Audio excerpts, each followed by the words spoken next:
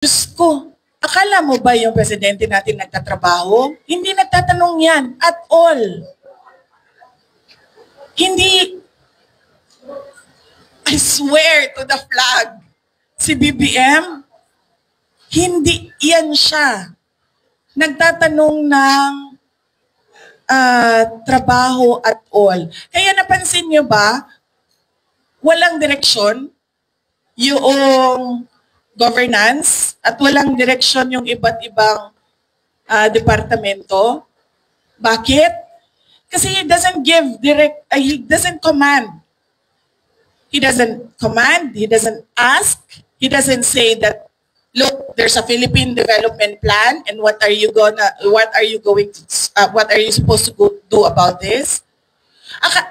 Akala niyo ba yung ginawa ko sa DepEd, galing yun kay BBM? Hindi, akin yun. Lahat.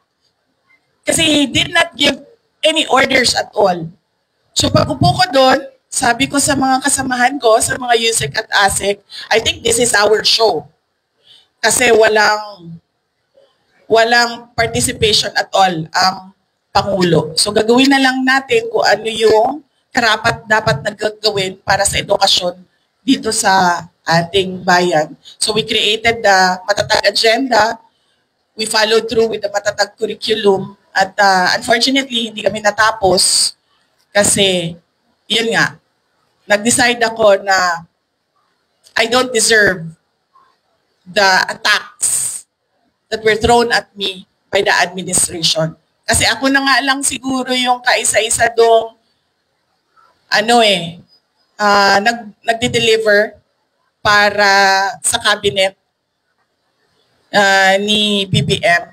Tapos ganoon pa yung gagawin nila sa akin. O di, nung nawala ako, di wala na. Wala na siyang accomplishment at all.